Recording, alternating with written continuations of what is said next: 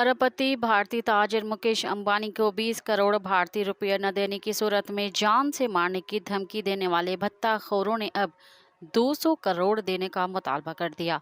एक दिन पहले भारतीय पुलिस ने बताया था कि मुकेश अंबानी को ईमेल पर कत्ल करने की धमकी मौसूल हुई, जिसमें कहा गया कि 20 करोड़ रुपए अदा करो वरना हमारे पास भारत के बेहतरीन शूटर्स हैं।